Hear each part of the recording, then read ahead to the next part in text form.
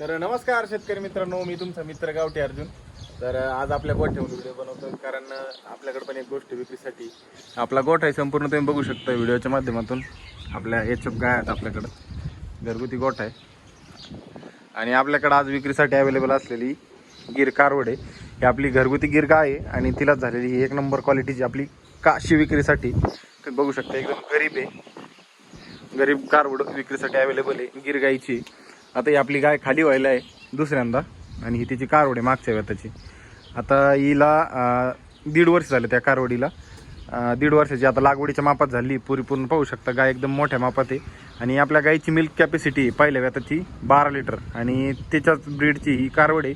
हिची same capacity राहणार आहे. आणि आता एकदा हिटवर येऊन गेलेली अशी कारवड आहे. तुम्ही तिचे सडबिड बघू शकता. विक्रीसाठी अवेलेबल अजून दात बीत लावलेलं नाही. जर तुम्हाला खरेदी करायची असेल तर मी नंबर देतोय, नंबरवर जाऊन कॉन्टॅक्ट करा आणि खरेदी करा.